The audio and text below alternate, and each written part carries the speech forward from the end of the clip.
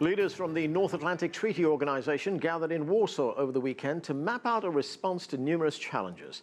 Among items on the agenda, Islamic extremism, the war in Afghanistan, Britain's exit from the European Union, and Ukraine's sovereignty. Hanging over the meeting was tension within the alliance over how to respond to what some call a resurgent Russia. Later, we'll get the Russian perspective and talk with the former United States representatives to NATO. But first, for more on the summit itself, we begin in Warsaw with CCTV's Guy Henderson. And Guy, as we heard from the Secretary General, NATO plans to boost security along its eastern flank. What more can you tell us about that? Well, the big news out of this NATO summit is that NATO has given the formal go-ahead for around 4,000 soldiers, 4 battalions to be deployed to various countries across Eastern Europe. They are expected to deploy in early 2017.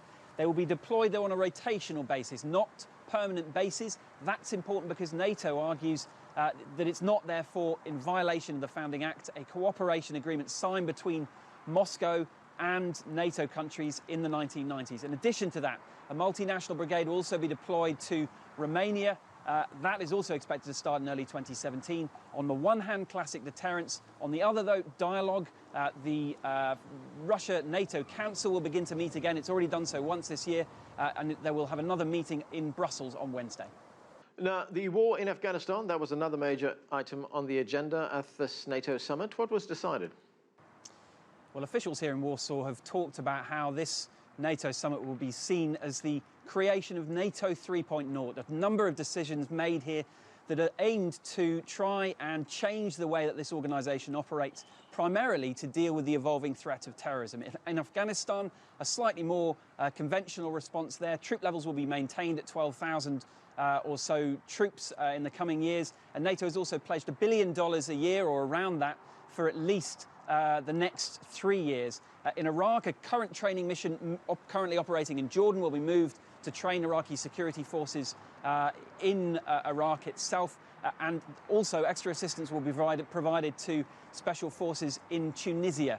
This is all part, the officials argue, or point out, of a change in strategy away from direct large-scale deployment of NATO personnel and instead forming long-term partnerships with local actors, local institutions to build up capacity of local forces themselves. Thanks, Guy. That's CCTV's Guy Henderson reporting from Warsaw. Joining us from Beijing is the director of the China National Association of International Studies, Victor Ga. With us from St. Petersburg, Russia, is Vladimir Goldstein. He teaches Slavic Studies at Brown University. And joining us here in Washington is Kurt Volker. Among his many posts, he served as the U.S. permanent representative to NATO. Thanks to all of you. Ambassador, let me start with you. Well, one of the headlines that came out of the summit was that NATO will deploy more troops and equipment to the countries on the eastern border of the alliance, 4 battalions, 4,000 troops. Why deploy these troops? Are they meant to be a deterrent to Russia, or can they actually counter an attack from Russia, or is it symbolic? Well, deterrence and symbolism go together. These are not of a size that could potentially take on Russia in any way. Russia has divisions on the other side of the border. We're talking, a battalion in each country. But it is symbolic because it is multinational and it is on the territory of these NATO allies. And what it is meant to symbolize is that in the event there were an attack against one of these countries, that NATO has the will and the capability to respond. These forces themselves are not sufficient for that, but it shows that the alliance as a whole has that intention. And that is meant to try to stabilize the situation, because over the last several years, we've seen Russia invade Georgia, we've seen them invade Ukraine, occupy territory, annex Crimea, build up their military, violate countries' airspace, threaten nuclear use. So in that environment where allies are becoming more and more nervous, this is meant as a way to say, no, we do have the will and the capability, we can defend these countries. Let's see if we can stabilize the situation and then go back to dialogue with Russia again from there. Right. One other quick decision they took when that was to deploy a missile defense system. Will that defense system effectively render Russia's nuclear missile system ineffective? Absolutely not, because Russia has thousands and thousands and thousands of missiles of various ranges. And what NATO is putting together is a system that is capable of taking out a few missiles. We're talking tens of missiles at the most that it would be able to take out. And that is really aimed at protecting against a rogue state that might fire off a missile or two. Being able to protect a population center from that has no way that it would be able to overcome or deal with the scale of Russia's missile capabilities. Vladimir, when we look at these decisions taken by NATO, will Russia see these deployments, both the missile defense system as well as the battalions that are being deployed, as a provocation? And how will Russia respond?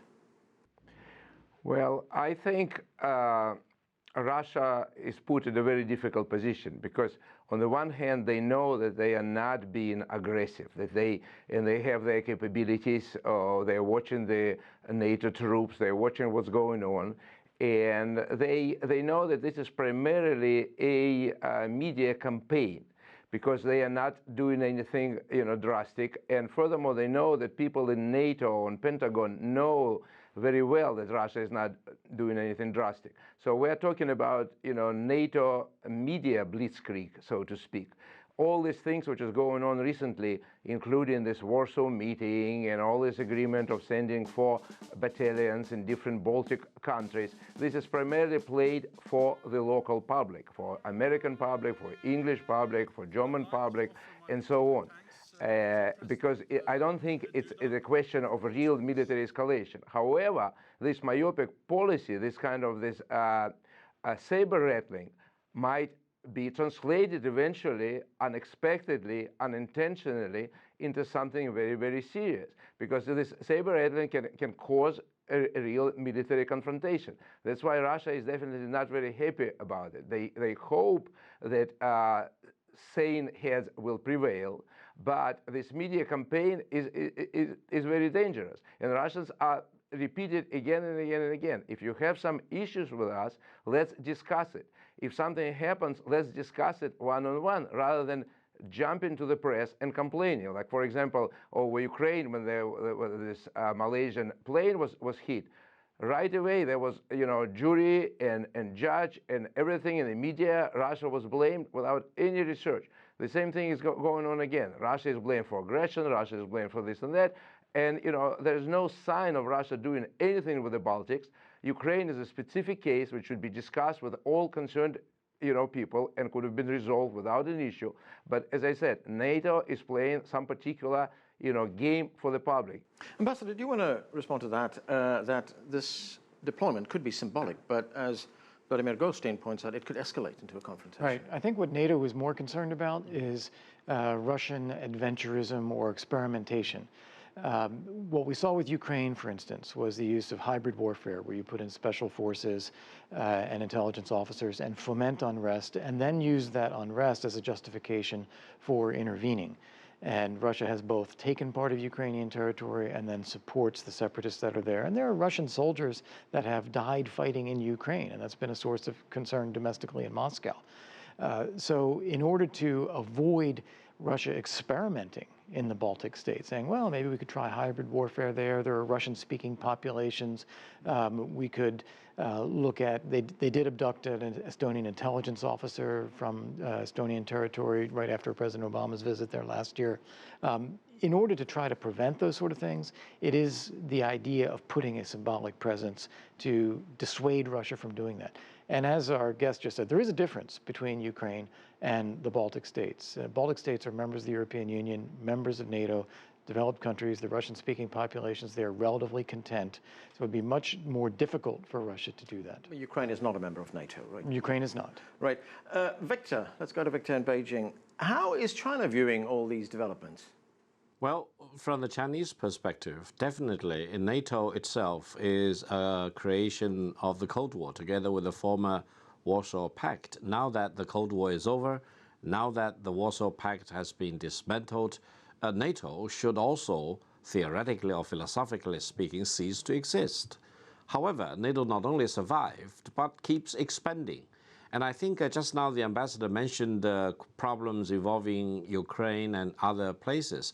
We need to ask the philosophical question whether these problems are the symptoms or the root causes of the expansion of NATO.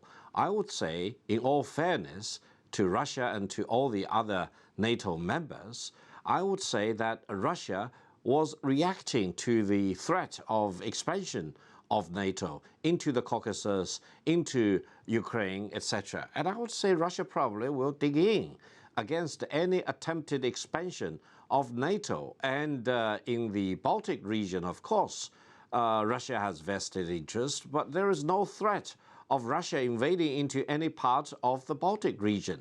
Now that NATO is talking about expansion, further stationing troops in countries like Finland or even the neutral country of Sweden, I think that's too much. NATO, by doing this, is no longer keeping peace. It's threatening peace and stability, not only in the European part of the world, but probably would spill over to other parts of the world.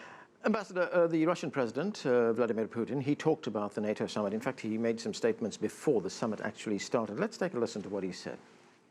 We don't intend to give into this militaristic frenzy, but it seems that is what they are pushing us to provoke a costly and pointless arms race, divert our forces and recourses from solving our own important social and economic issues.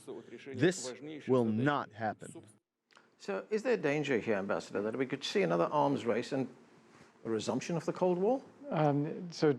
Two things. First, to address that question and what President Putin was saying. President Putin is always very, very good at communicating. He is trying to influence decision-making by what he says. It has no bearing necessarily on whether it's true or not. He's trying to influence Western and publics and Western decision-makers. It was I believe it was the president, the prime minister of Russia at the Munich Security Conference in February, who himself said, we are in a new Cold War, which took a lot of the participants there by surprise, because no one in the West thinks or wants to be in such a situation. When you look at what's happened since the Cold War, since 1989, 91, there's been a drastic reduction in military capabilities in Europe. Defense budgets have fallen. We used to talk about 2% of GDP. Now many countries are around 1%. U.S. forces used to be in several hundreds of thousands. We are now looking at about 38,000. There was a point at which all U.S. armor had been withdrawn from Europe. We've had to put a little bit back now. We are at substantially lower levels. But what we've seen is that in the past few years, maybe 5, Russia has both used its military forces in Georgia and in Ukraine, and it has stepped up its military expenditures in development and training. No one objects to Russia having a strong military, but the use of that military in neighboring countries is what's alarming NATO countries. Now, there's a point here from your Beijing guest that I wanted to return to. It's very important. NATO is not an organization that is run by a central authority and is going out and acquiring territory and expanding in the way that he just talked about it. NATO is an association of countries that make their own decisions about their own security orientation. Countries like Poland, the Czech Republic, Hungary, Slovenia, Romania.